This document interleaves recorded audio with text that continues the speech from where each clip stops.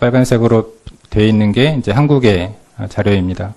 보시면 9인 미만, 그러니까 우리가 거의 소상공인 범죄에 해당되는 부분이 43.4%의 고용을 하고 있고, 대기업이 고용하는 비율은 9988에서 얘기한 대로 12% 정도에 머물고 있습니다.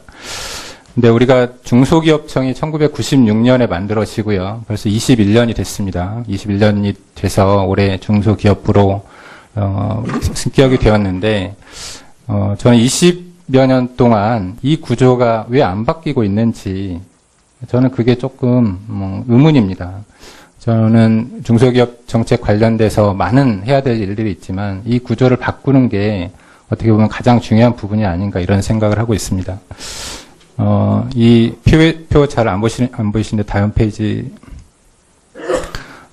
우리가 이제 네, 잘 보입니다. 네. 네, 경제 비교를 많이 하는데 미국 같은 경우는 250명 이상, 그러니까 대기업이 고용하는 비중이 58.7%, 일본이 47.2%, 영국이 46.9, 독일이 36.9, 이 정도 수준입니다. 보시면 OECD 국가 중에서 여기는 표는 없습니다만 그리스를 제외한 끝에서 두 번째로 우리나라가 대기업이 고용하는 인원이 그러니까 고용률이 낮습니다. 그만큼 우리나라 기업 그 구조가 좀 잘못되어 있는 부분이 있다라는 게 제 기본적인 생각이고요. 그래서 우리 중소기업 정책, 중견기업 정책, 벤처기업 정책도 마찬가지겠지만, 아까 제가 오전에 우리 소상공인들을 위해서 협동조합을 좀 많이 활용이 되었으면 좋겠다는 말씀 드렸는데, 기본적으로 조금 더 조직화가 되어야 되고, 대형화가 되어야 되는 것 같습니다. 그래야만 우리 중소기업의 경쟁력을 얘기할 수 있고, 그 다음에 많은 의원님들께서 걱정하시는 어떤 최저임금의 문제, 비정규직의 문제가 저는 어느 정도 해결될 수 있다고 보여지거든요. 그래서 앞으로 뭔가 정책을 펴실 때 이 9988 구조를 깰 수 있는 부분에 대한 고민, 이런 것들을 좀 많이 해주시면 좋겠다, 이런 말씀을 조금 드리겠습니다. 혹시 후보님 관련돼서 하실 말씀 있으세요? 네, 존경하는 김병관 의원님 말씀 전적으로 다 동의를 하고요. 그래서 저는 워낙 그게 이번에 반영이 제대로 잘 안 된 것 같은데요. 고용 영향 평가를 정부의 지원 정책에 적극적으로 활용하겠다는 얘기를 했습니다. 그래서 지금까지는 수출 주도형 경제였기 때문에 수출에 대해서 수출을 많이 하는 기업을 지원을 했는데, 이제는 네. 고용을 많이 하는 기업에 대해서 집중적으로 지원을 하는 것이 중요하다고 생각을 하고, 그렇게 되면 아까 말씀드린 대로 중소기업 지원 그 통합관리 시스템을 이용해서 고용을 많이 늘리는 기업에 대해서 우선적으로 지원을 하게 되면 중소기업도 마찬가지입니다만은 산업부에도 그런 것을 제안을 해서 정부 전체적으로 이제는 수출보다는 이렇게 고용의 위주로 가야 되지 않나. 그렇게 되면 지금 말씀하신 문제가 좀 나아지지 않을까 생각하고 있습니다. 그러니까 우리 경제 정책을 펼 때 고용의 문제에 대해서 특히 관심을 많이 가져야 되고요. 여기 자료는 없지만 이 똑같은 OECD에서 발표한 자료인데, OECD 발표의 자료에 따르면 신생기업, 우리나라 신생기업 중에서 고용을 하는 기업의 비율 혹시 아시는지 모르겠는데 10% 정도입니다. 새로 생기는 기업 전체 기업의 10% 정도만 고용이 이루어지고요. 실제 나머지 90%는 1인 기업입니다. 이게 시간이 지나면서 1인 기업이 좀 줄어들긴 하겠죠. 그래도 거의 80% 육박하는 숫자가 사실상 그러니까 본인 포함해서 한 명 정도 고용하는 그런 우리나라 지금 경제 상황이라는 걸 말씀드리고요. 그래서 어쨌건 경쟁력을 가져갈 수 있도록 이런 부분들 특히 신경을 많이 써주시길 바라겠습니다. 시간이 부족해서. 네. 네, 고맙습니다. 지금 말씀하신 그 문제에 대해서도 창업기업에 대해서도 고용을 적극적으로 지원하는 것이 저는 좋다고 생각을 하고요. 그래서 모태펀드 평가를 할 때 그런 것을 강력하게 요청을 해볼 생각입니다. 네, 고맙습니다. 네, 김병관 의원님 수고하셨습니다. 다음은 이채익 의원님 질의하시겠습니다. 예, 울산남구갑 이채익 의원입니다.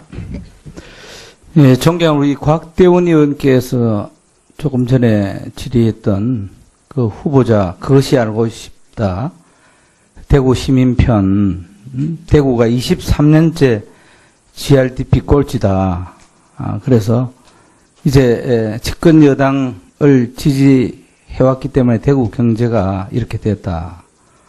대구 경제는 당이 바뀌든지, 그러니까 우리 자유한국당이 바뀌든지, 그렇지 않으면은 시민들이 바뀌든지, 그렇지 않으면 절대 살아나지 않는다. 이거 엄청난 얘기를 이 방송을 지금 대구 시민들이 다 보고 있을 텐데 정식으로 사과할 용이 없어요? 네, 아까 사과 드렸고요. 사과 말씀드리겠습니다. 말씀드린 대로 총선에서 저희 당 그 홍보를 위해서 패러디를 만든 것입니다. 그냥 제가 그런데 사과하면 깨끗이 사과하면 되는 거지.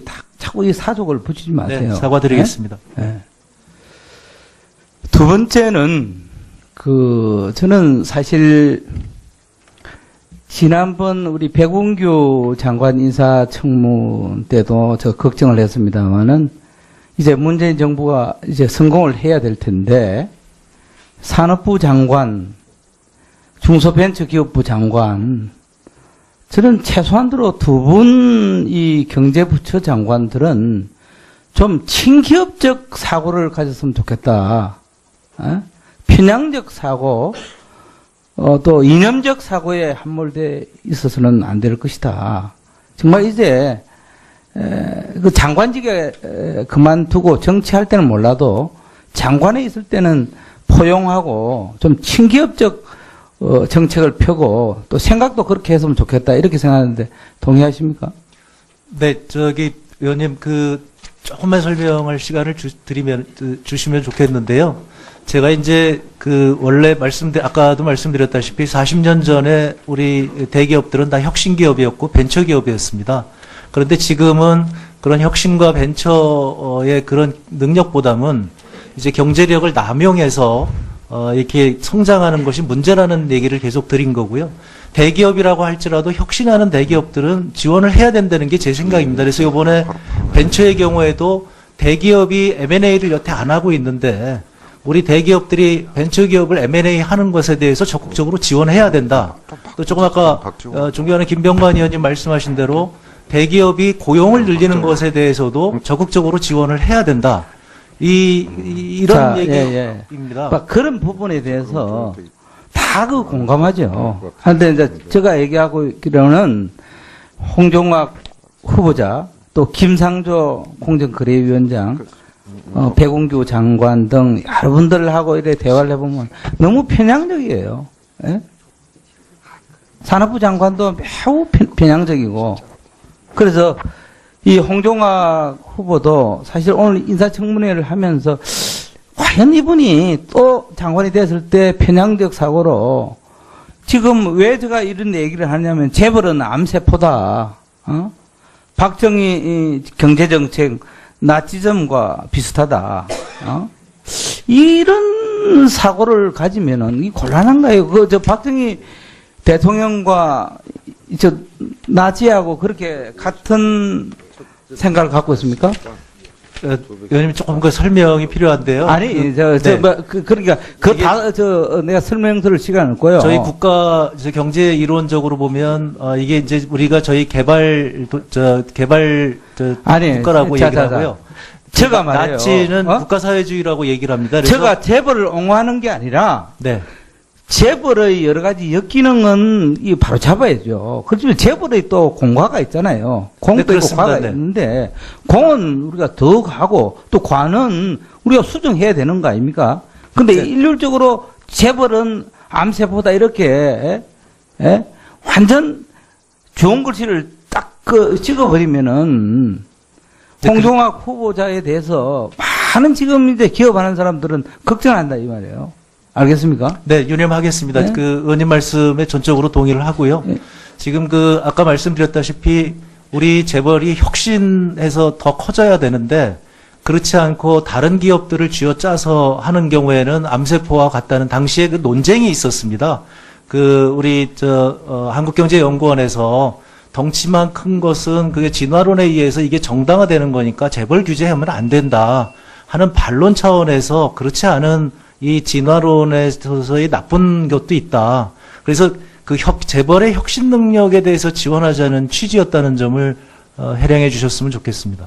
하여튼 지금 평소에 갖고 있는 그런 여러 가지 왜곡 또 편향적 시각을 감히 떨치고 예? 내가 이 정부에 있을 동안에는 친기업적 사고를 갖고 하겠다는 그런 다짐을 하는 그런 좀 말씀을 꼭 듣고 싶습니다.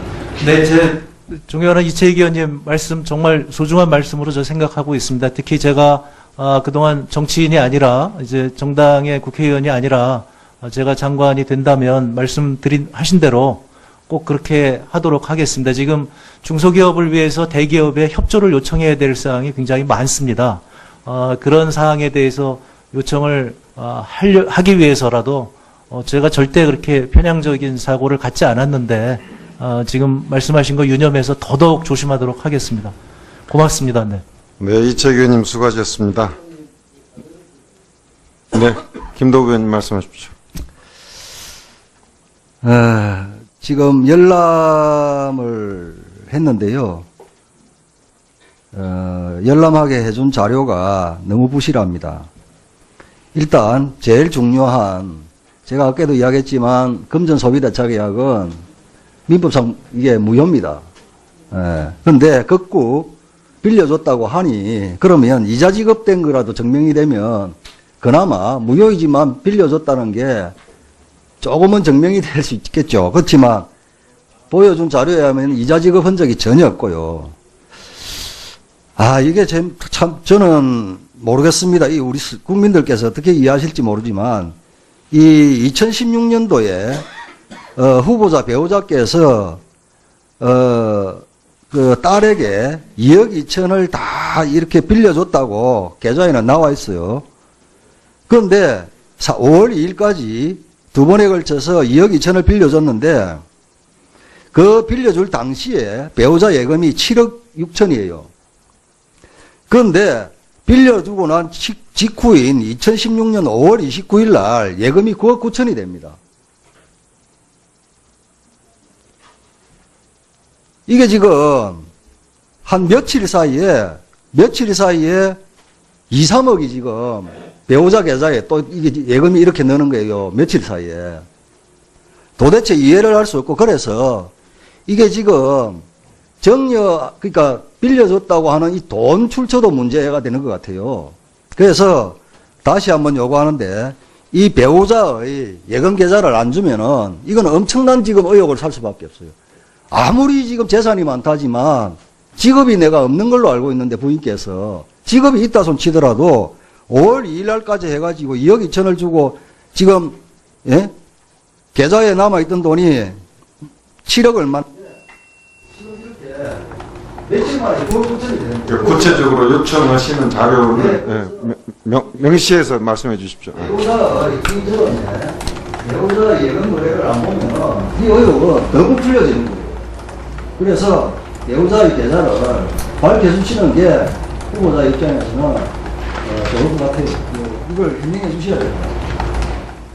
네, 지금 요청 자료 성격은 후보자 정확히 파악하셨죠? 지금 말씀 해명이 좀 필요한 것 같은데요.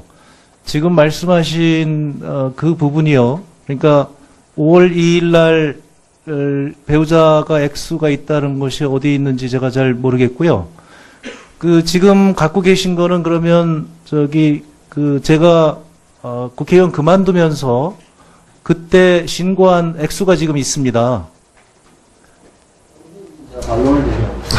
네, 그리고 아니요. 제가 이해하기에는 모친이 딸에게 실질적으로 대차를 해서 2억을 이전한 뒤에도 또 가까운 기간 내에 그보다 또 더 많은 예금의 증가가 있었기 때문에 그 부분에 대해서 해명이 필요하다. 네, 만약에 그런 거라면 아까 지금 이제 최현혜 의원님도 같이 얘기를 하셨는데요. 그 기간에 저희가 지금 큰 돈이 두 개가 들어옵니다. 하나는 저희가 아파트 가지고 있는 것에 임대보증금으로 3억이 들어오고요. 제가 퇴직을 해서 그게 또 상당히 큰 금액이 두 개가 들어옵니다. 그래서 그 기간 동안 2월에서 5월 사이에 굉장히 큰 돈이 들어와서 그걸로 다 지금 처리가 되고 그리고 재산 신고를 한 겁니다. 거기에 전혀 지금 이상이 없습니다. 2억 2천은 그냥 세금 낸 겁니다. 잠깐만요. 저기래서 자, 의원님들, 본인 질의 시간 이외에 1분 1답을 이렇게 하시면 안 되고요. 자료는, 아까 그걸 해명할 수 있는 자료를, 아까 말한, 보증금 들어온다랄지, 그 다음에 퇴직금 다른 수입이 있었다면, 그것이 어떻게 처리가 되는지, 그 증빙 자료를 좀, 가지고 설명을 해 주시라 그런 이야기고요. 예, 최현희 의원님. 그래서 지금 그 후보자께서 퇴직금을 받으셨다고 하는데요. 그럼 그 퇴직금이 기타 소득으로 그 반영이 돼 있어야 된다는 겁니다. 그게 안 돼 있어요, 지금. 네? 아니, 기타 소득이에요, 전부. 저도 퇴직금 다 받아봤습니다. 아니, 그러면 종합소득에라도 그게 반영이 돼 있어야 되는데 안 돼 있어요. 자, 잠깐만요. 의원님들. 오늘 저기는 우리 여야 의원님들 간에 서로 공방을 하는 자리가 아니기 때문에 그러니까 요청하신 자료명을 정확하게 이야기해 주세요. 이걸 여기서 지금 본인 질의 시간 이후에 토론하지 마시고 후보자하고. 금융거래 그 내역을 내주시고요. 마지막에 제가 또 한 번 강조하는데 그 사인 간에 그 채무관계 차용증 하셨잖아요. 그거를 뒷받침할 수 있는 금융거래 내역도 내주세요. 이상입니다. 아니, 지금 자, 저기 우선요, 이건 그 자료가 있으면 그 증빙 자료 가지고 제출해 주시고, 아니다, 그걸 의원님들께 나중에 개별적으로 소상하게 납득하게 설명을 해 주시기 바랍니다. 네, 다음은 박재호 의원님 질의하시겠습니다. 야, 저거 하려니까 이게 다 잊어먹습니다. 아니, 뭐 그런 논쟁이 아닌데. 장관 후보자님, 새로운 길을 가려고 하니까 참 힘들죠. 그죠? 국가도 마찬가지입니다. 국가도 기존 있는 패턴대로 가보니까 대기업과 중소기업, 소상공인 너무 차이가 나고 그 법을 아무리 보완해도 또 빠져나갈 수 있는 또 구멍을 만들고 대기업이 그리고 아무리 노력해도 안 되는 그러고 젊은 아들은 꿈이 없어서 꿈을 버리고 빈차처럼 던지고 가는 게 지금 오래됐습니다. 우리 기성세대가 모르는 젊은이들의 꿈 포기는요, 우리가 상상을 초월합니다. 하물며 건물주가 최고고 이런 이야기는 다 들으셨죠? 네, 알고 있습니다. 집 갖고 땅 갖고 있으면 되고, 얼마 전에 또 이런 이야기가 있었디다. 신혼부부, 돈 없는 소득이 작은 신혼부부를 위해서 공동주택을 지었는데요. 전부 다 있는 부모들이 돈 엄청나게 갖고 있는 자식들이 일 안 하고 그냥 그때가 삽니다. 그러면 진작 열심히 뼈 빠지게 노력하는 그런 청소년들은 갈 데가 없어요. 젊은이들은요. 그래서 제가 새로운 길을 가는 게 이래 어렵기 때문에 사실로 이번에 최저임금을 올리는 이유도 그런 뜻입니다. 그래서 국가가 정책적으로 올리는 이유는 새로운 길을 가기 위해서는 이래 어려우니까 노동부하고 우리 중소벤처부하고 진짜 잘해서 이번에 정착만 잘 되면 한계기업, 조그마한 소기업 중에서 진짜 한계기업이 있습니다. 그분들이 사실로는 프랜차이즈나 라면집 이런 걸 안 해야지 되는데 먹고 살기 당분은 없으니까 하다 보면 또 빚을 냈습니다. 또 망합니다. 또 구렁텅이 또 내려가죠. 그래서 임금이 어느 정도 올라가면 있으면 그분들이 그런 직장을 찾아서 일을 하게 되고 그러면서 월급이 어느 정도 되면 일할 의욕이 납니다. 그러면 새로운 기술이 좀 취득되고요. 이런 선순환 구조를 여태까지 안 해본 길을 한번 가보자는 겁니다. 그런데 기존 봐왔던 기존 경제 논리로는 도저히 이해가 안 되니까 매일 그 공격만 합니다. 그래서 이번에 중소기업 벤처부 장관님이 되시면 진짜 역할이 잘해야 됩니다. 그래서 정책 실수 있을 수 있죠. 조금 전에 야당 의원님들 말씀 잘 들으시고 진짜로 빠짐없이 현장에 가보시고 그렇게 잘하셔야지 우리 정권뿐만 아니고 다음 세대에도 우리가 올바른 세상을 물려줄 수 있는 계기가 됩니다. 그래서 잘해 주시고요. 제가 한 가지 묻겠습니다. 이명박 지난 9년 동안 산자부가 발주한 유통분야 연구용역 56편을 최초로 다 봐가지고 대기업의 지나치게 편향적인 논리적 비약이 있거나 과잉 해석을 하거나 방법노상 문제가 있는 18편에 대해서 중소기업 전문가들의 도움을 받아서 직접 집중 분석을 해봤는데요. 그 내용 장관님 한번 보셨습니까? 네, 제가 맞습니다. 정책 자집으로 냈는데요. 네. 그 내용 보면요, 이렇습니다. 돈을 아무리 이어도 골목시장은 안 된다. 뭐, 완전히 친기업적인 이런 입장만 발표를 합니다. 그래서 유통시장, 우리가 전통시장 막 지원하고 나면 좀 있으면 한 몇 달 만에 텔레비전에 또 이런 용역을 했는데 아무리 지원해도 안 되더라. 이런 것만 나타냅니다. 그래서 이 연구 용역 잘 한번 보시고요. 제가 난 자료집에 있습니다. 그래서 앞으로 이 골목시장에 조금 이 반대하는 대기업 유통업체들 좀 한번 지켜보시고, 그리고 이게 유통산업발전법 제5조에 따라서 산자부 장관이 관계 중앙행정부의 장과 협의해서 유통산업발전법 기본계획을 수립하게 돼 있죠. 네, 그렇게 알고 있습니다. 네. 그래서 이게 그동안에는 철저히 중기부가 배제됐거든요. 그래서 이번에 중기부가 오히려 이걸 가지고 할 수 있는 이 이관을 좀 하면 어떻겠나 하는 생각도 들어요.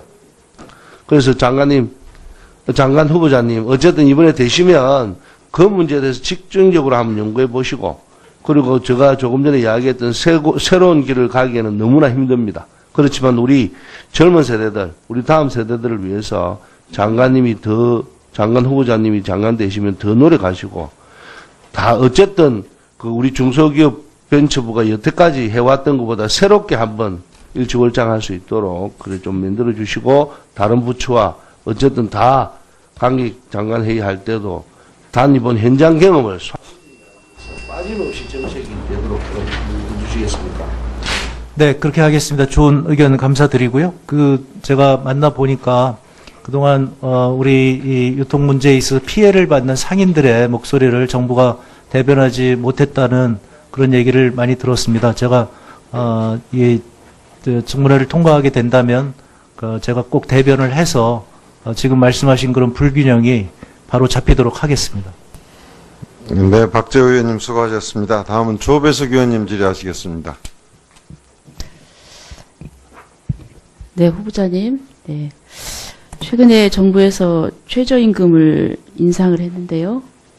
최저임금 인상에 대해서 그 방향에 대해서는 동의합니다. 그리고 인상을 하지 말자는 것이 아니라 중요한 거는 저는 철저한 준비와 속도의 문제라고 하는데, 지금 그 현장에서 그 목소리나 이런 거 좀 듣고 계시나요?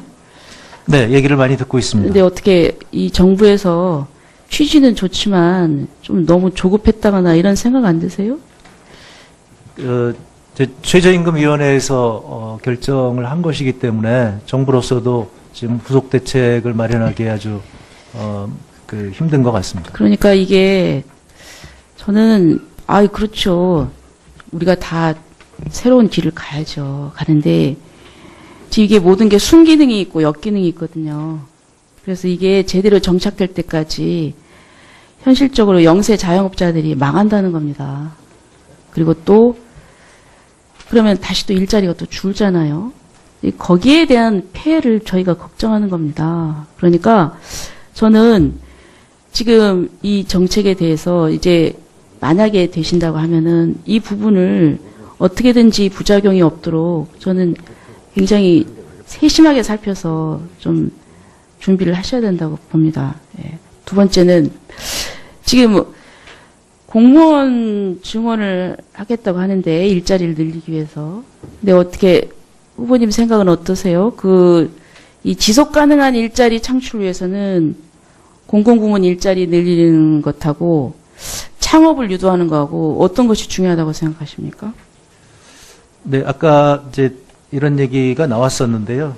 지금 이게 일반 행정직 공무원이 아니라 저희가 서비스를 제공하기 위한 꼭 필요한 그런 공무원으로 알고 있습니다. 그래서 아니요, 제가 그런 얘기를 하는 게 아니라요. 정말 필요한 부분은 해야죠. 해야 되는데 그러나 방점 자체가 공공부문가 그리고 또 공무원 일자리를 늘리게 한다는데 지금 보면 젊은이들이 노량진에 가서 공시촌에 가서 있어요. 이 젊은이들이 한참 꿈을 생각하고 지금 이제 중국 같은 경우는 창업하겠다고 젊은이들이 모여가지고 한 해에 그 스타트업 기업들이 비교가 안 됩니다. 저는 그래서 이게 이런 분명한 생각을 가지고 다른 그 국무회의나 이런 데서도 아주 이걸 강하게 얘기할 수 있어야 되거든요. 저는 그런 의지가 있으신지 잘 모르겠어요. 네, 의원님, 그 부분에 대해서는 전 전적으로 공감을 합니다. 그래서 우리 청년들이 이렇게 창업에 좀 더 뛰어들 수 있도록 더 적극적으로 우리 중소벤처기업부가 나서야 된다고 생각합니다. 예, 그다음에 또 한 가지는요. 지금 이제 동반성장 필요성에 대해서 누구보다도 공감하실 거라고 생각합니다. 예, 지금 적합업종 법제화, 협력이익 배분제 법제화, 그다음에 동반성장위원회 예산 지원 이런 문제가 있어요. 그런데 지금 항상 이 얘기를 하면은 통상마찰 얘기를 하면서 꺼려합니다. 예, 그런데 지금 의외로 2017년도에 USTR 발간한 NT 보고서를 보면은 2015, 2016 적합업종 추가 지정에 대해서 미국 회사에는 영향이 없다. 미국 자체 보고서예요. 다만 향후 지속적으로 모니터링하겠다. 이런 내용이에요. 그럼에도 불구하고 또 정권이 바뀌었음에도 불구하고 이 동반위에 대한 뭐 정부 예산 지원이나 이런 것은 통상마찰을 우려서 지금 이제 소극적입니다. 어떤 생각을 가지고 계세요? 네, 의원님 말씀대로 저는 동반성장위원회가 굉장히 중요한 역할을 하고 있다고 생각을 하고요. 그동안에 그런 소극적 역할에서 벗어나서 이제 조금 더 적극적으로 상생협력의 아주 중요한 기구가 되어야 한다고 생각을 합니다. 지금 현 정부의 정책 기조가 그쪽이기 때문에 동반성장위원회가 그런데도 아직 바뀌질 않는 것 같아요. 그래서 저는 네. 강력한 목소리를 내야 된다고 보고 그다음에 또 한 가지 있습니다. 이거는 혹시 중소기업 제품 구매 촉진 및 판로 지원에 관한 법률 아세요? 네, 얘기를 들었습니다. 예, 그러면 중소기업 보호를 위해서 중소기업이 직접 생산하는 제품을 우선 구매 또는 경쟁 제품으로 중기부 장관이 지정을 하고 있는데요. 여기 보면은 그 구성품이 중소기업 그 제품인데도 불구하고 완제품이 이 지정됐으면 상관이 없지만 구성품이 이 지정이 돼도 필요 없어요. 그러니까 이건 대기업 제품을 쓸 수 있는 거예요. 그러니까 이 고시 자체가 이 법의 취지를 향유하는 거예요. 이런 게 구석구석 많습니다. 이런 부분에 대해서 지금 어떤 의지를 갖고 계시는지. 네, 존경하는 조배숙 의원님 말씀에 저는 전적으로 동의합니다. 저도 기재위에 있을 때 조달청에서 중소기업 제품 구매 비율을 내는데 사실상 대기업 제품임에도 불구하고 마지막 판매자가 중소기업이면 중소기업으로 잡히는 이런 문제가 있던 것을 많이 지적을 했었습니다. 그러니까 지금 말씀하시는 그렇게 이제 완성품의 경우에 그런 걸로 해서 예외를 하는 이런 것들에 대해서 강력한 의지를 갖고 있습니다. 그래서 이런 법을 만들었다면 실효성을 높이는 것이 중소기업 벤처기업부 장관으로서 해야 할 일이라고 생각을 합니다. 네, 조배숙 의원님 수고하셨습니다. 다음은 우원식 의원님 질의하시겠습니다. 네, 우원식입니다. 수고 많으십니다. 친기업적이어야 한다. 저도 친기업적이어야 한다고 생각합니다.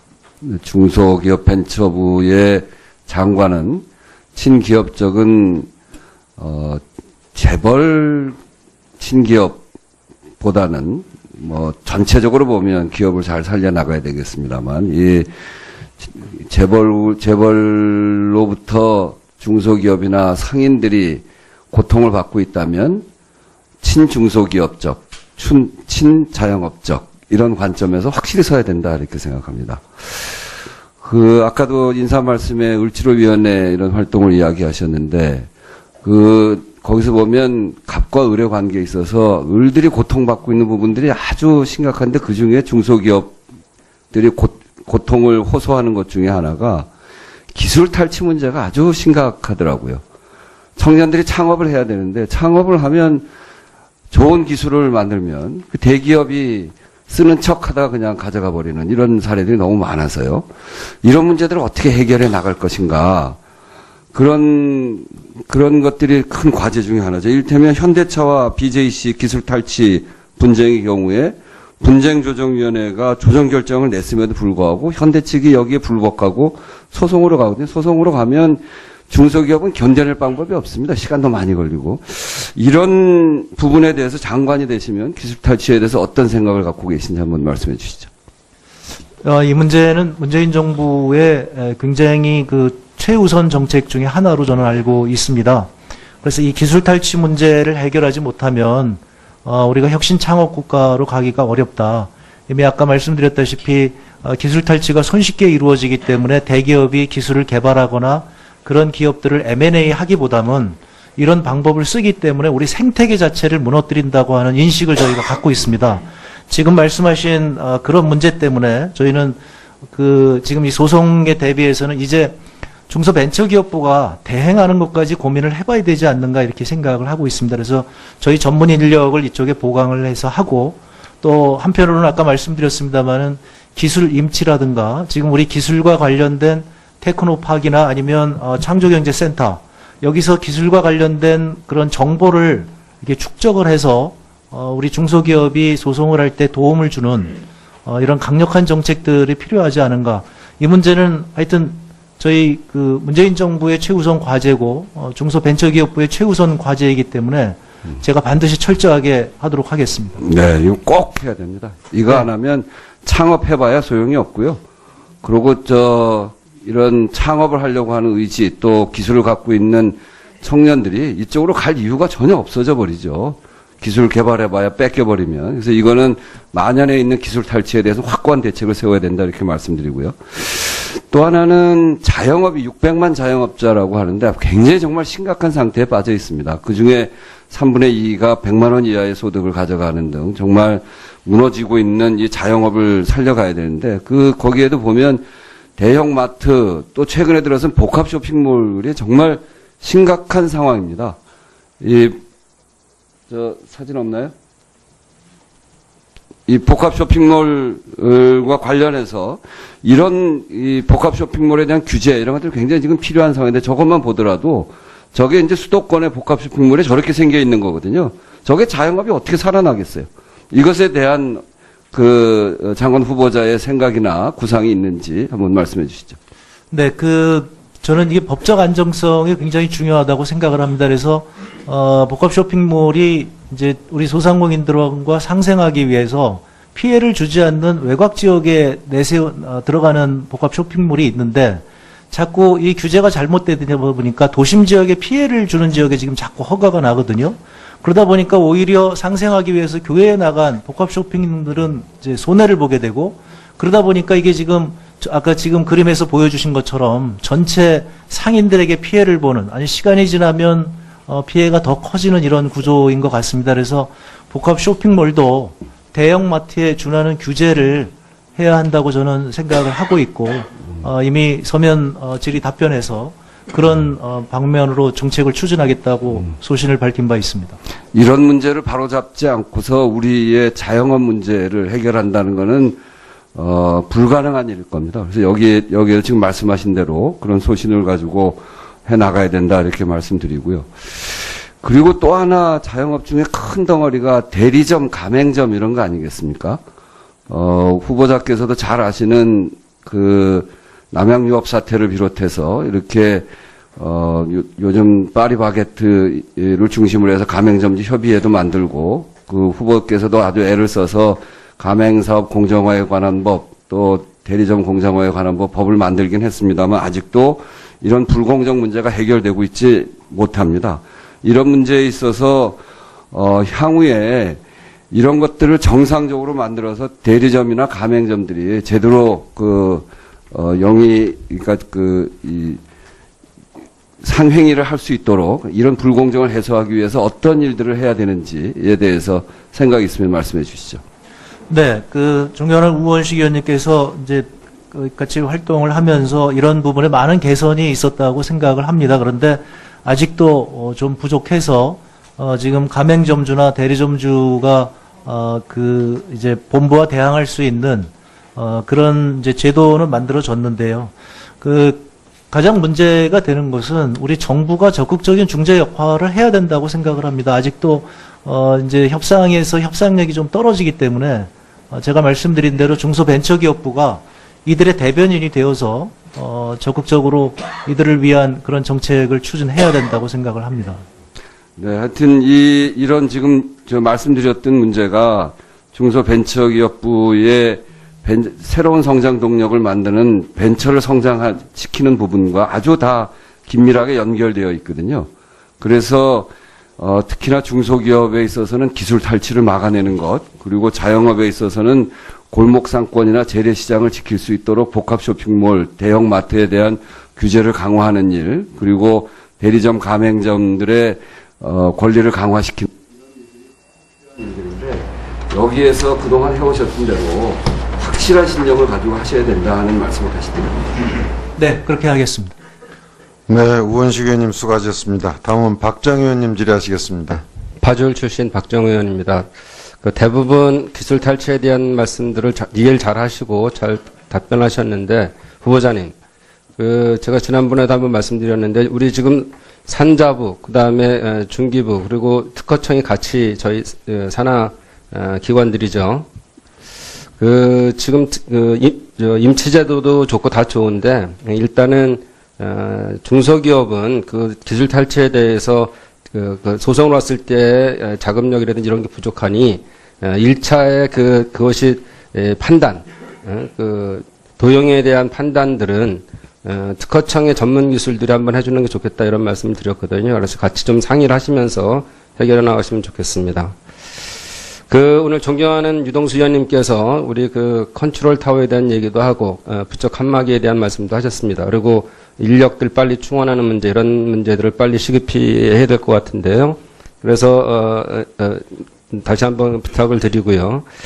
지난번에 우리 대선에 정책본부장을 맡으셨는데, 그때도 제가 제안을 한 적이 있습니다.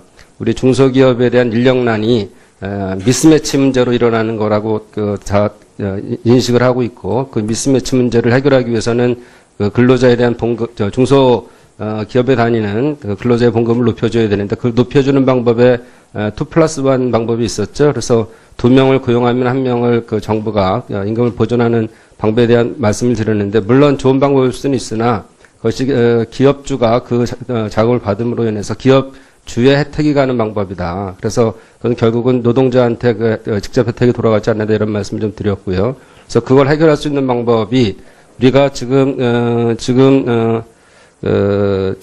청사초롱 펀드에 대한 제가 말씀을 드렸고요. 또 다른 것들이 우리가 청년들에 대한 지원 방법들이 있는 걸로 알고 있습니다. 우리 지금 중소기업하고 대기업하고 수준 차이가 얼마나 나죠? 지금 한 65% 내외로 알고 있습니다.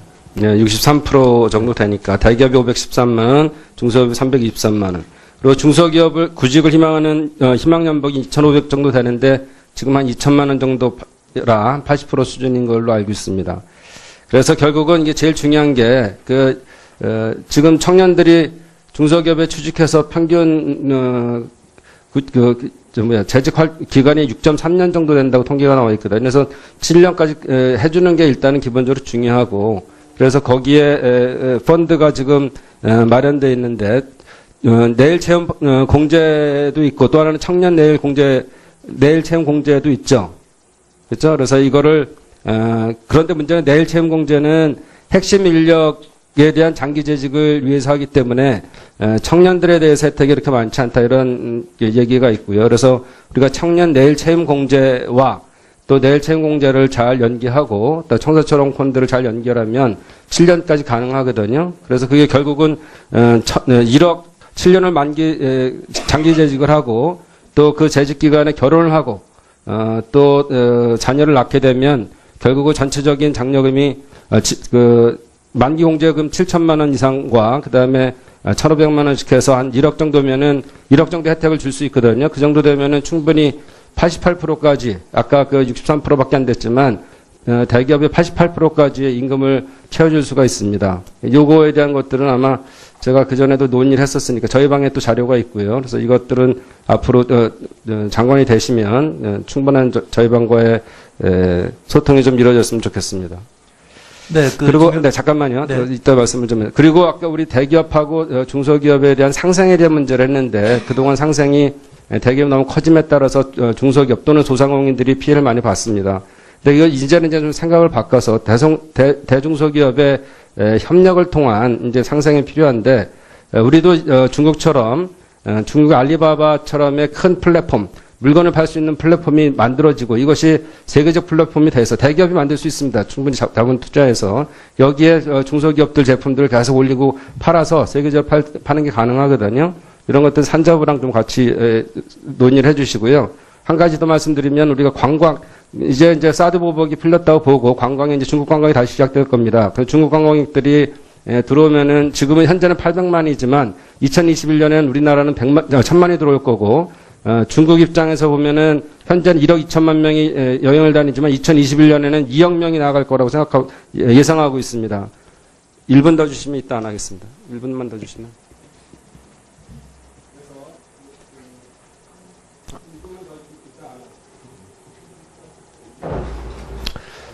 그래서 보면은 해외 여행 2,000불씩 쓰고 다녀요. 2,000불. 그러니까 이렇게 치면은 2억 명, 그러니까 8천만 명이 4, 5년 동안 다 늘 텐데, 우리나라가 지금 1,000만 명 목표할 게 아니라 2천만 명을 목표로 하면 실제로 GDP 성장이 2%가 일어날 수 있습니다. 중국과 우리가 반반씩 나눠도 1%의 GDP 성장이 일어나거든요. 그래서 문체관광부하고 좀 상의를 하셔서 이 관광 활성화를 하고 충분히 중국 관광뿐만 아니라 해외 관광객들이 좀 많이 들어오고 또 우리 국내 관광을 활성화시키는 방법을 좀 하시면 우리가 그동안 하려던 소득주도 성장에 대한 방법 이외에 그것도 마찬가지 그 하나의 방법이 될 수 있습니다. 그래서 내수진작이 일어남으로써의 경제에 살 수가 있다. 특히 우리 양극화가 심한 상태에서의 기저 부분에 대한 소상공인이 살 수 있는 방법이니까 꼭 상의. 네, 존경하는 박정희 의원님께서 그 여러 좋은 얘기를 주셔서 너무 감사드립니다. 아주 좋은 의견 갖고 제가 꼭 유념을 하도록 하겠습니다.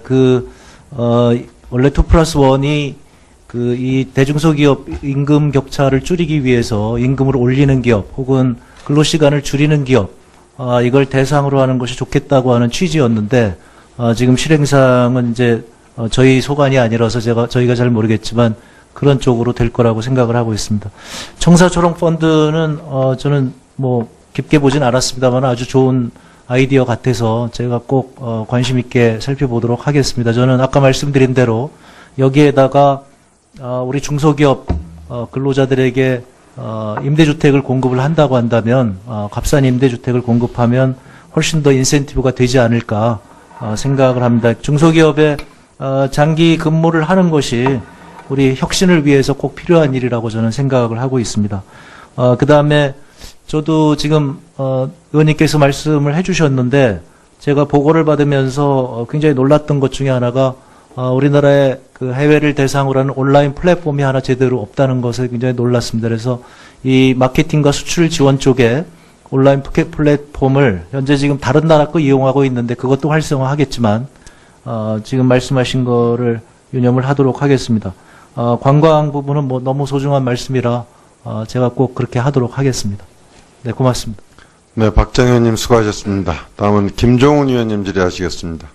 네, 저도 최저임금과 관련해서 한 가지 의견을 좀 드릴까 합니다. 사실 이제 좀 답답한데요. 뭐 최저임금 주는 게 무슨 노동자들 막 퍼주기처럼 이렇게 말씀하시는 분도 계시고 해서 안타깝습니다. 사실 이명박근혜 정부 때 법인세나 이런 걸 감세를 해줘가지고 사내 유보금이 얼마나 늘어났냐 그러면 200조 조금 넘던 것이 9년간 하면 한 800조가 지금 30대 재벌 기준으로 쌓여 있을 정도입니다. 그분들이 청년 고용하고 일자리 늘렸나요? 대기업은 뭐 지금 잘 살고 있지 않습니까? 고간에는 차곡차곡 쌓아두고 그지요. 노동자들은 그 돈을 좀 소비를 해야 될 사람입니다. 이건 사람 살리는 일인데 이걸 왜 뭐 그냥 노동자들에게 퍼주기 하는 것처럼 얘기되고 있는지 정말 안타깝고요. 일본의 사례를 보면 일본이 이제 2008년도에 금융위기가 오고 난 뒤에 내수가 하도 안 좋으니까 내수 진작을 하기 위해 어때요? 그저 돈을 줬습니다. 국민인데 알고 계시죠? 15만 원씩 줘가지고 4인 가족 기준으로 보면 한 60만 원 정도 이렇게 지원을 해줬어요. 내수 진작을 위해서. 65세 노인들에게는 해가지고 각 100만 원씩 두 번에 걸쳐서 이렇게 드렸단 말이에요. 이렇게 해서라도 내수 진작을 시키기 위한 노력을 하고 있는데 우리 경제가 꽁꽁 얼어붙고 있는데 이것이 오히려 소상공인들이나 돌아갈 몫인데도 불구하고 이것이 근본적인 문제인 것처럼 최저임금이 얘기되는 것에 대해서 대단히 안타깝다 이렇게 말씀을 좀 드리고 싶고요. 그래서 여러 조사 연구 자료에도 의하면 중소기업들이 가장 겪는 어려움은 과당 경쟁입니다. 사실은 과당 경쟁에 많이 시달리고 있고 또 임금이 어쨌든 너무 높다는 일은 많지 않다는 거죠. 자금 문제나 이런 것에 대한 어려움을 오히려 호소를 많이 하고 있어서 이런 데 대한 지원책을 많이 늘려달라고 오히려 얘기하고 있는 것이라고 보여집니다. 그래서 근본적인 문제를 최저임금 문제로 제기를 계속 해나가서는 안 될 문제다 이렇게 생각을 하고 있습니다. 실질적으로 최저임금이 높아지면 어떤 현상이 벌어질까 이런 게 해가지고 미국이나 독일 같은 경우 최저임금 한 지 얼마 안 되지 않습니까? 최근에 자료들에 의하면 최저임금이 높아짐으로 인해 가지고 오히려 어쨌든 중소기업이나 이렇게 할 사람들이 고민을 많이 하게 되는 거죠. 진입 장벽이 오히려 높아짐으로 인해 가지고 과당 경쟁을 줄일 수 있는 효과도 상당히 있었단 말입니다. 이런 부분에 대한 어떤 긍정성도 상당히 있다는 것을 또 염두에 두시는 게 좋지 않을까라고 보여지고요. 유효 수요를 키워서 오히려 중소벤처기업들의 매출을 증가시킬 수도 있다는 것이죠. 그래서 노동자들의 임금이 높아지면 또 이 돈은 어디로 갑니까? 식당을 가더라도 한 번 더 가게 될 거고 어쨌든 지역경제, 전통시장 이런 거 전반이 살아날 수 있는 부분이 있단 말이에요. 그러한 관점에서 새롭게 좀 볼 필요가 있다. 저는 이렇게 생각을 하고요. 그래서 지금 올해 이제 어쨌든 간에 보니까 내년에 이제 기준으로 잡는 게 30인 이하 이제 사업장에 대해서 한 13만 원 정도 지원해 주는 걸로 되어 있죠. 그래서 한 2조 한 9천억 정도에서 계산을 하고 있는 것인데 저는 이 부분 좀 더 하셔야 된다고 봅니다. 왜 그러냐면 사각지대가 분명히 나올 수 있습니다. 조사를 하다 보면. 그래서 이런 고민들을 직접적으로 해 주셔야 되고요. 이 돈이 뭐 3조가 뭐 많이 나가느니 적게 나가느니 이렇게 논란이 많은데 저는 진짜 말도 안 되는 소리라고 생각을 해요. 4대강에 얼마 퍼졌습니까? 4대강이 22조 퍼부었습니다. 장외 외교한다고 43조 갖다가 부었습니다. 캐나다 하베스트 가가지고 2조 5천억 날렸지 않습니까? 우리 국민들한테 진짜 최소한 먹고 살기 위해 가지고 힘겨움에 지쳐있는 사람들한테 최소 생활비를 좀 보태주는 게 국가가 해야 될 일 아닙니까? 그것이 무엇이 대단히 뭐 잘못이 된 것처럼 얘기하는 게 그게 올바른 얘기인지 왜 최저임금 뭐 조금 노동자들 본인들은 150만 원 가지고 살아갑니까? 본인들 살기 힘들다고 그러면서 왜 그 해가지고 최소 임금을 가지고 이거 단비처럼 생각하고 있는 노동자들에게 그렇게 얘기를 하는지 이해가 도대체가 되지 않습니다. 이명박 박근혜 정부 들어가지고 법인세 얼마 감세해 줬는 거 알고 계십니까? 네. 90조입니다. 90조. 그 돈만 했으면 그것만 정상적으로 돌리면은 제가 보건대 노동자들 최저임금 충분히 올리고도 남을 돈입니다. 기업을 정상적으로 운영하지 않고 나라를 정상적으로 운영하지 않고 거기에 대한 어떤 문제를 바로잡지 않는 속에서 노동자들의 최소임금을 조금 상향시키는 것이 이 사회에 어떻든 간에 기업을 하는데 큰 걸림돌처럼 이렇게 얘기하는 것은 적어도 올바른 태도가 아니다라고 보는 것이죠.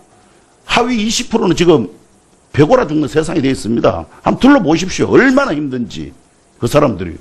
그러한 사람들에게 단비와 같은 최저임금 이 문제를 어렵게 해서 16.4% 올바 15만 원 오릅니다. 15만 원 오르면 이 사람들이 부자 됩니까? 저는 법인세 올려야 된다고 생각하는데 장관 후보께서는 어떻게 생각하세요? 네, 존경하는 김종원 의원님께서 말씀하신 대로 지금 그런 선순환이 안 되고 있는 것이 지금 우리 경제의 문제라고 생각을 합니다. 그래서 지금 대기업에서 지금 말씀하시는 중소기업이나 그다음에 지금 노동자들에게 예전에는 자연스럽게 내려왔는데 지금 그것이 내려오지 않기 때문에 지금 직접적으로 노동자들과 중소기업을 지원해야 되는 이런 지금 또 다른 대안을 지금 저희가 실행하고 있다고 생각을 합니다. 말씀하신 대로 지금 이 최저임금 인상이 단기적으로 부담이 좀 되는 건 틀림없이 있겠습니다만은 최대한 정부가 지금 집중적으로 지원을 해서 소상공인과 이 중소기업 그다음에 자영업자들이 피해를 입지 않고 이게 돈이 돌기 시작하면 그러면 결국은 이런 피해를 넘는 그 매출 증대로 이어지지 않을까. 꼭 그렇게 되도록 하여튼 세심하게 정책을 집행하도록 하겠습니다. 네, 김종훈 의원님 수고하셨습니다. 다음은 어기구 의원님 질의하시겠습니다. 네, 충남 당진의 어기구입니다. 정말 그렇습니다. 이 우리나라 저임금 근로자가 OECD 국가 중에 3위거든요. 3위. 장관님. 그렇죠? 좀 가지고 설명을 해주시라 그런 이야기고요. 예, 최현희 의원님. 그래서 지금 그 후보자께서 퇴직금을 받으셨다고 하는데요. 그럼 그 퇴직금이 기타 소득으로 그 반영이 돼 있어야 된다는 겁니다. 그게 안 돼 있어요, 지금. 네? 아니, 기타 소득이에요, 전부. 저도 퇴직금 다 받아봤습니다. 아니, 그러면 종합소득에라도 그게 반영이 돼 있어야 되는데 안 돼 있어요. 자, 잠깐만요. 의원님들. 오늘 저기는 우리 여야 의원님들 간에 서로 공방을 하는 자리가 아니기 때문에. 그러니까 요청하신 자료명을 정확하게 이야기해 주세요. 이걸 여기서 지금 본인 질의시간 이후에 토론하지 마시고 후보자하고. 금융거래 그 내역을 내주시고요. 마지막에 제가 또 한 번 강조하는데 그 사인 간에 그 채무관계 차용증 하셨잖아요. 그거를 뒷받침할 수 있는 금융거래 내역도 내주세요. 이상입니다. 지금 자, 우선요, 이건 자료가 있으면 증빙 자료 가지고 제출해 주시고, 안내당 의원님들께 나중에 개별적으로 소상하게 납득하게 설명을 해 주시기 바랍니다. 네, 다음은 박재호 의원님 질의하시겠습니다. 야, 저거 하려니까 이게 다 이 잘못입니다. 뭐 그런 논쟁이 아닌데. 장관 후보자님, 새로운 길을 가려고 하니까 참 힘들죠. 그죠? 국가도 마찬가지입니다. 국가도 기존 있는 패턴대로 가보니까 대기업과 중소기업, 소상공인 너무 차이가 나고 그 법을 아무리 보완해도 또 빠져나갈 수 있는 또 구멍을 만들고 대기업이 그리고 아무리 노력해도 안 되는 그러고 젊은 아들은 꿈이 없어서 꿈을 버리고 빈차처럼 던지고 가는 게 지금 오래됐습니다. 우리 기성세대가 모르는 젊은이들의 꿈 포기는요, 우리가 상상을 초월합니다. 하물며 건물주가 최고고 이런 이야기는 다 들으셨죠? 네, 알고 있습니다. 집 갖고 땅 갖고 있으면 되고, 얼마 전에 또 이런 이야기가 있었디다. 신혼부부, 돈 없는 소득이 작은 신혼부부를 위해서 공동주택을 지었는데요. 전부 다 있는 부모들이 돈 엄청나게 갖고 있는 자식들이 일 안 하고 그냥 그때가 삽니다. 그러면 진작 열심히 빼빠지게 노력하는 그런 청소년들은 갈 데가 없어요. 젊은이들은요. 그래서 제가 새로운 길을 가는 게 이래 어렵기 때문에 사실로 이번에 최저임금을 올리는 이유도 그런 뜻입니다. 그래서 국가가 정책적으로 올리는 이유는 새로운 길을 가기 위해서는 이래 어려우니까 노동부하고 우리 중소벤처부하고 진짜 잘해서 이번에 정착만 잘 되면 한계기업, 조그마한 소기업 중에서 진짜 한계기업이 있습니다. 그분들이 사실로는 프랜차이즈나 라면집 이런 걸 안 해야지 되는데 먹고 살기 당분은 없으니까 하다 보면 또 빚을 냈습니다. 또 망합니다. 또 구렁텅이 또 내려가죠. 그래서 임금이 어느 정도 올라가면 있으면 그분들이 그런 직장을 찾아서 일을 하게 되고 그러면서 월급이 어느 정도 되면 일할 의욕이 납니다. 그러면 새로운 기술이 좀 취득되고요. 이런 선순환 구조를 여태까지 안 해본 길을 한번 가보자는 겁니다. 그런데 기존 봐왔던 기존 경제 논리로는 도저히 이해가 안 되니까 매일 그 공격만 합니다. 그래서 이번에 중소기업 벤처부 장관님이 되시면 진짜 역할이 잘해야 됩니다. 그래서 정책 실수 있을 수 있죠. 조금 전에 야당 의원님들 말씀 잘 들으시고 진짜로 빠짐없이 현장에 가보시고 그렇게 잘하셔야지 우리 정권뿐만 아니고 다음 세대에도 우리가 올바른 세상을 물려줄 수 있는 계기가 됩니다. 그래서 잘해 주시고요. 제가 한 가지 묻겠습니다. 이명박 지난 9년 동안 산자부가 발주한 유통분야 연구용역 56편을 최초로 다 봐가지고 대기업의 지나치게 편향적인 논리적 비약이 있거나 과잉 해석을 하거나 방법노상 문제가 있는 18편에 대해서 중소기업 전문가들의 도움을 받아서 집중 분석을 해봤는데요. 그 내용 장관님 한번 보셨습니까? 네, 제가 정책 자집으로 냈는데요. 네. 그 내용 보면요 이렇습니다. 돈을 아무리 여도 골목시장은 안 된다. 뭐 완전히 친기업적인 이런 입장만 발표를 합니다. 그래서 유통시장 우리가 전통시장 막 지원하고 나면 좀 있으면 한 몇 달 만에 텔레비전에 또 빨간색으로 되어 있는 게 이제 한국의 자료입니다. 보시면 9인 미만 그러니까 우리가 거의 소상공인 범죄에 해당되는 부분이 43.4%의 고용을 하고 있고 대기업이 고용하는 비율은 9988에서 얘기한 대로 12% 정도에 머물고 있습니다.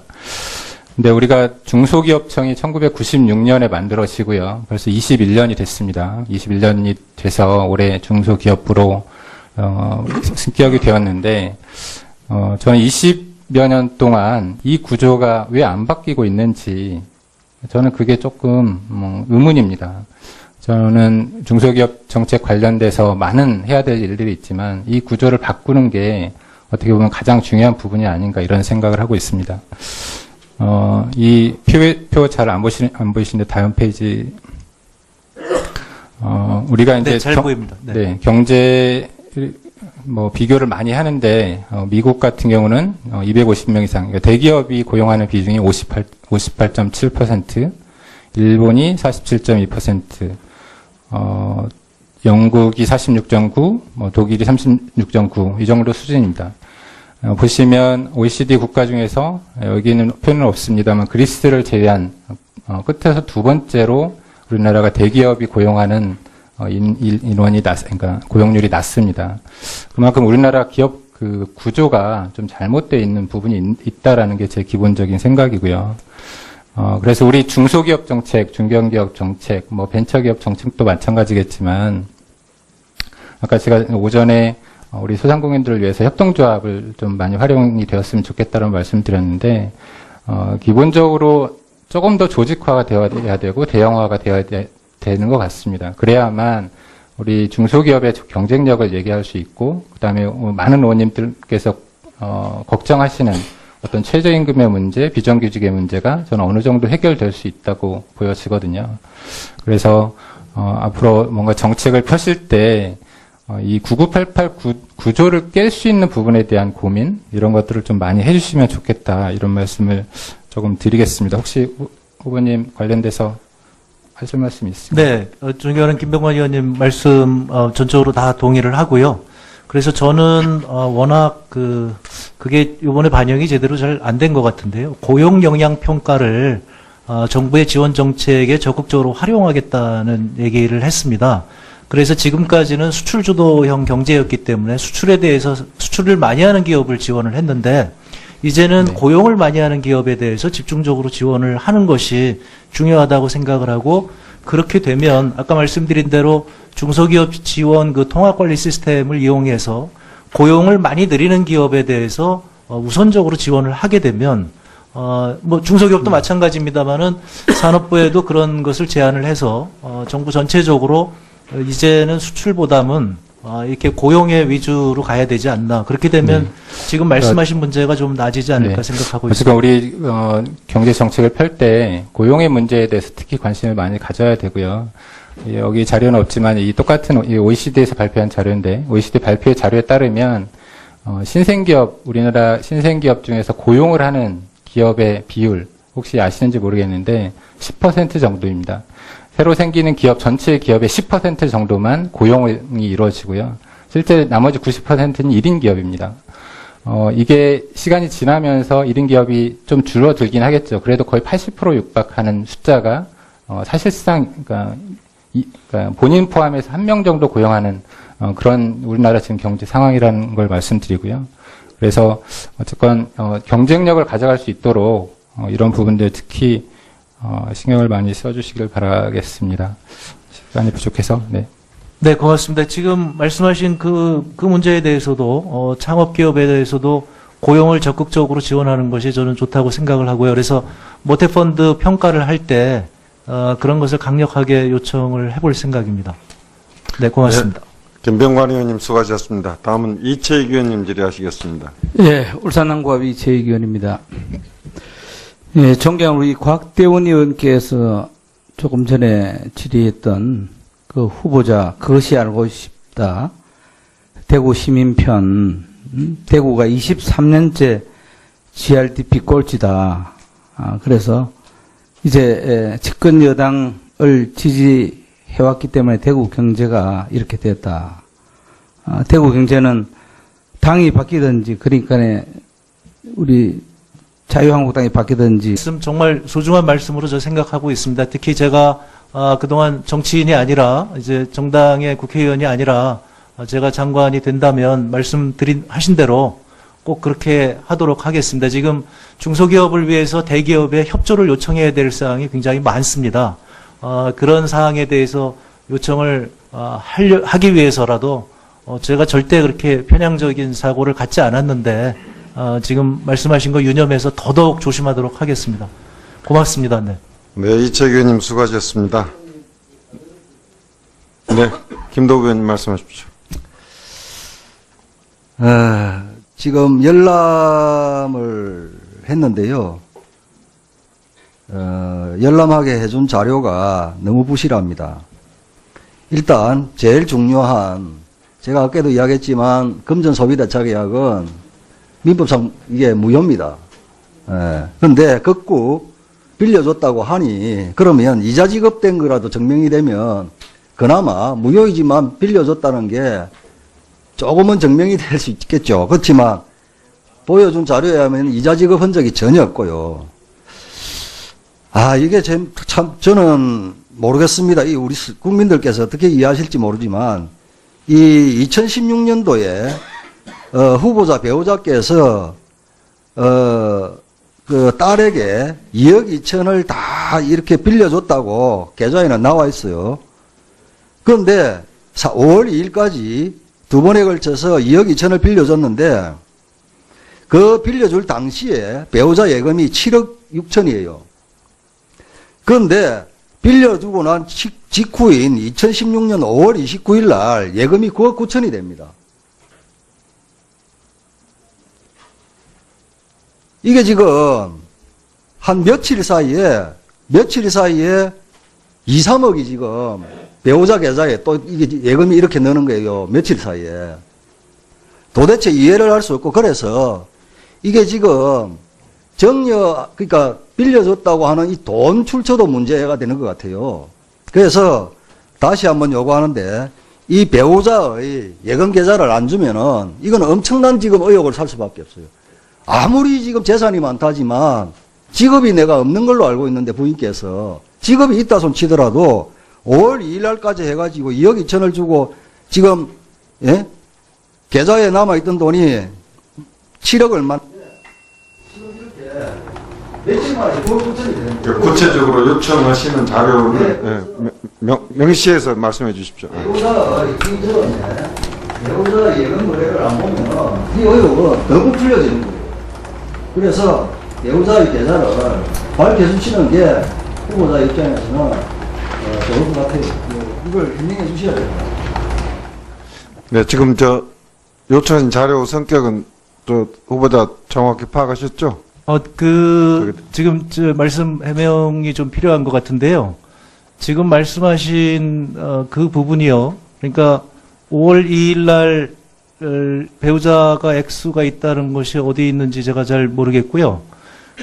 지금 갖고 계신 거는 그러면 제가 국회의원 그만두면서 그때 신고한 액수가 지금 있습니다. 네, 그리고 아니요. 제가 이해하기에는 모친이 딸에게 실질적으로 대차를 해서 2억을 이전한 뒤에도 또 불과 가까운 기간 내에 그보다 또 더 많은 예금의 증가가 있었기 때문에 그 부분에 대해서 해명이 필요하다. 네, 만약에 그런 거라면 아까 지금 이제 최현혜 의원님도 같이 얘기를 하셨는데요. 그 기간에 저희가 지금 큰 돈이 두 개가 들어옵니다. 하나는 저희가 아파트 가지고 있는 것에 임대보증금으로 3억이 들어오고요. 제가 퇴직을 해서 그게 또 상당히 큰 금액이 두 개가 들어옵니다. 그래서 그 기간 동안 2월에서 5월 사이에 굉장히 큰 돈이 들어와서 그걸로 다 지금 처리가 되고 그리고 재산 신고를 한 겁니다. 거기에 전혀 지금 이상이 없습니다. 2억 2천은 그냥 세금 낸 겁니다. 저기 잠깐만요. 저기래서 의원님들 본인 질의 시간 이외에 1분 1답을 이렇게 하시면 안 되고요. 자료는 아까 그걸 해명할 수 있는 자료를 아까 말한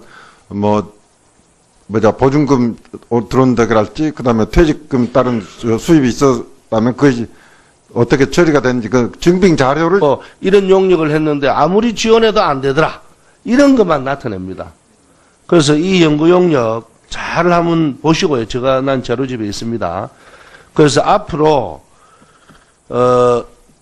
이 골목 시장에 조금 이 반대하는 대기업 유통업체들 좀 한번 지켜보시고, 그리고 이게 유통산업발전법 제5조에 따라서 산자부 장관이 관계 중앙행정부의 장과 협의해서 유통산업발전법 기법계획을 수립하게 돼 있죠. 네, 그렇게 알고 있습니다. 네. 그래서 이게 그동안에는 철저히 중기부가 배제됐거든요. 그래서 이번에 중기부가 오히려 이걸 가지고 할 수 있는 이관을 좀 하면 어떻겠나 하는 생각도 들어요.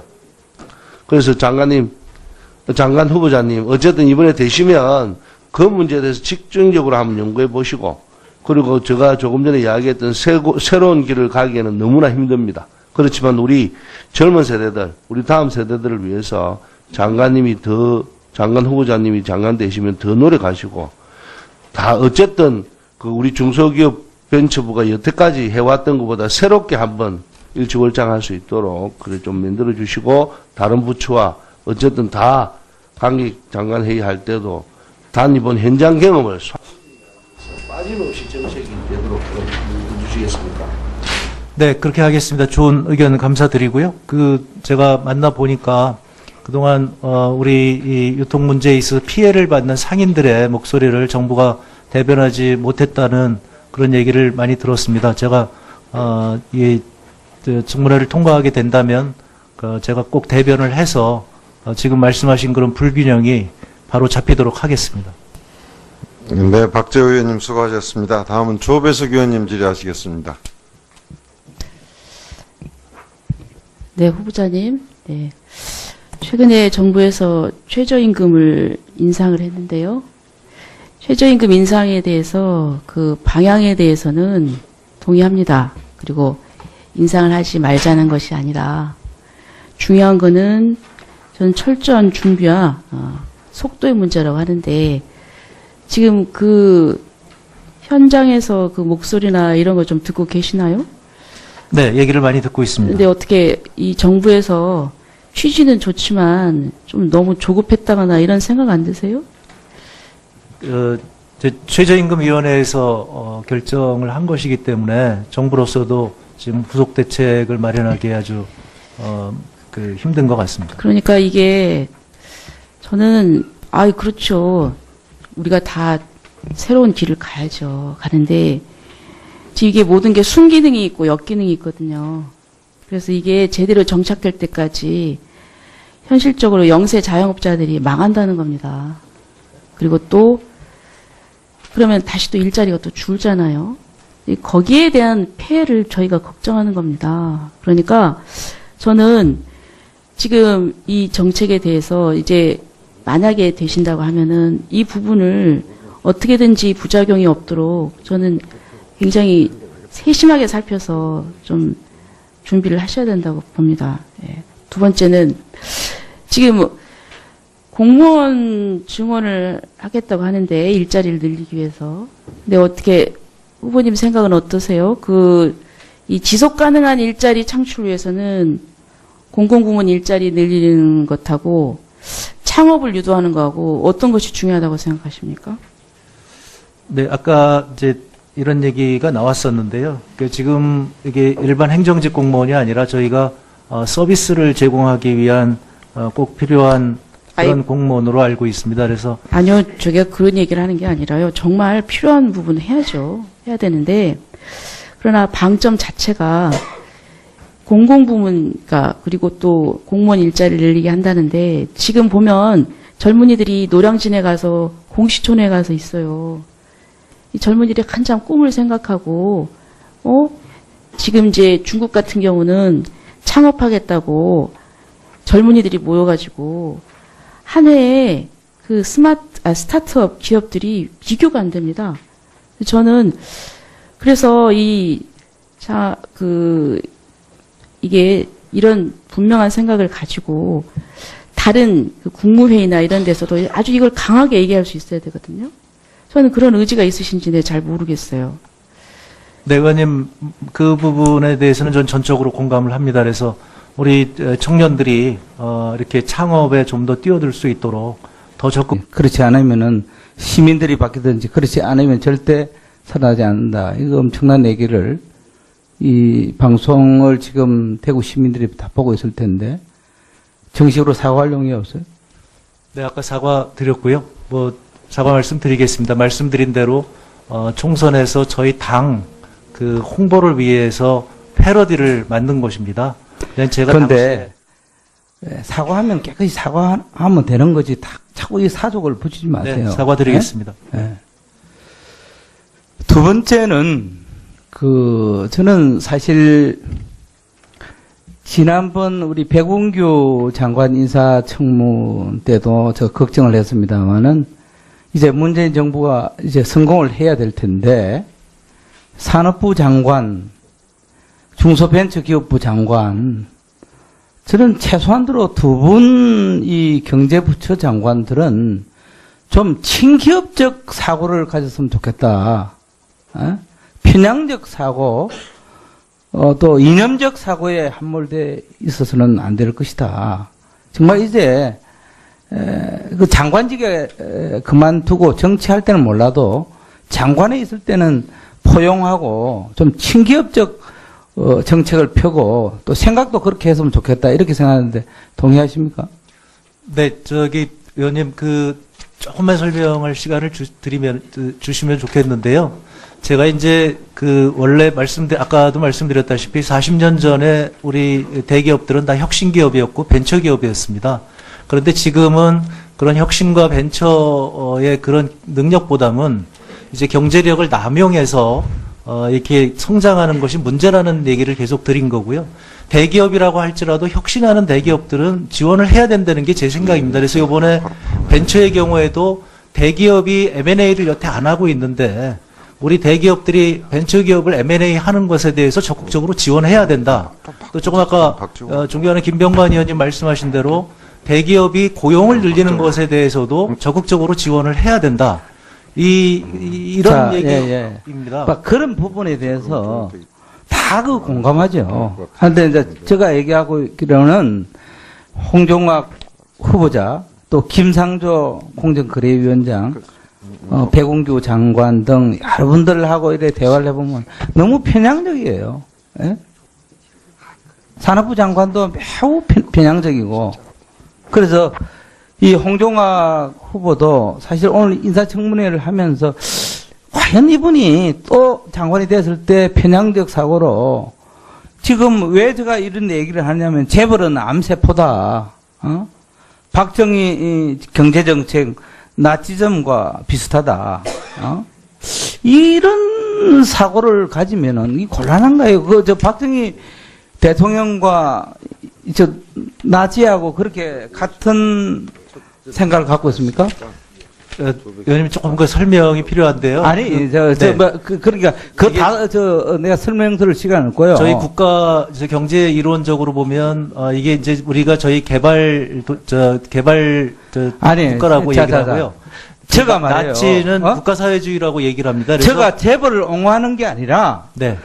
재벌의 여러 가지 역기능은 바로 잡아야죠. 그렇지만 재벌의 또 공과가 있잖아요. 공도 있고 과가 있는데 공은 우리가 더 가고 또 과는 우리가 수정해야 되는 거 아닙니까? 근데 일률적으로 재벌은 암세보다 이렇게 완전 좋은 글씨를 딱 찍어버리면은 홍종학 후보자에 대해서 많은 지금 이제 기업하는 사람들은 걱정한다 이 말이에요. 알겠습니까? 네, 유념하겠습니다. 네? 의원님 말씀에 전적으로 동의를 하고요. 네. 지금 아까 말씀드렸다시피 우리 재벌이 혁신해서 더 커져야 되는데 그렇지 않고 다른 기업들을 쥐어짜서 하는 경우에는 암세포와 같다는 당시에 그 논쟁이 있었습니다.